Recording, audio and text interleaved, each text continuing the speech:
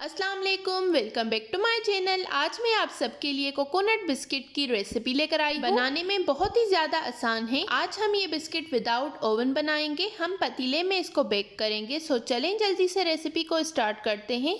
ये मैंने half cup घी लिया है। हमें पिघला हुआ घी चाहिए, हमें इसको मेल्ट नहीं करना। हाफ कप पिसी हुई चीनी, नॉर्मल चीनी को मैंने घर में ग्राइंड कर लिया था। अब इन दोनों चीज़ों को हमें अच्छी तरह से मिक्स करना है 2 से 3 मिनट तक, जब तक इसका कलर हल्का सा वाइट होने लगे।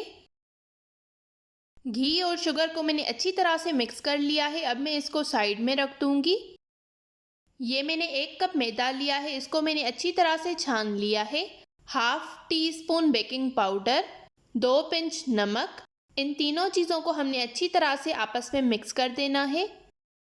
अब मैं इस मैदे वाले मिक्सचर को घी वाले मिक्सचर में डाल दूंगी। अब मैं इसमें हाफ कप डेसिकेटेड कोकोनट डालूंगी।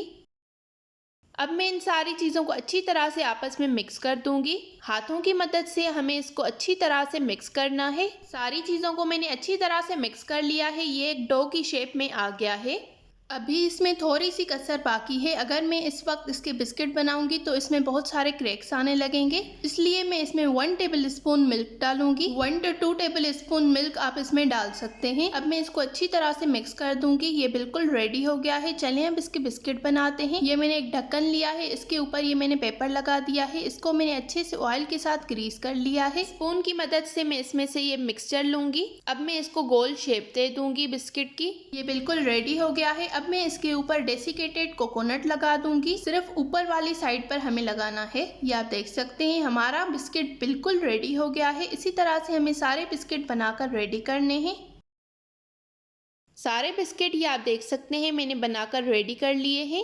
पतीले को मैंने 10 मिनट पहले प्रीहीट करने के लिए रख दिया था। अब मैं इसमें ये सारे बिस्किट रख दूंगी। 30 to 35 मिनट्स में आपके बिस्किट बिल्कुल रेडी हो जाएंगे। डिम से थोड़ी सी ज़्यादा आग पर मैंने इसको बेक किया था। ये आप देख सकते हैं हमारे कोकोनट बिस्किट बिल्कुल बनकर रेडी हो गए हैं। मैंने इनको बहुत करीब करीब रखा था तो इस वजह से ये आपस में थोड़े से मिक्स हो गए हैं। अब मैं इन बिस्किट को निकाल कर ठंडा कर दूंगी।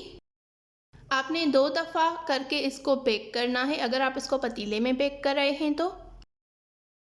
ये आप देख सकते हैं हमारे सारे कोकोनट बिस्किट बनकर बिल्कुल रेडी हो गए हैं। अगर आपको ये रेसिपी पसंद आई हो तो इस वीडियो को ज़रूर लाइक करें, शेयर करें और कमेंट्स में अपना फीडबैक देना बिल्कुल मत भूलिएगा। आप इन बिस्किट को ओवन में भी बेक कर सकते हैं। मिलते हैं एक नई रेसिपी के साथ, तब तक के लिए थैंक यू फॉर वॉचिंग। अल्लाह हाफिज़।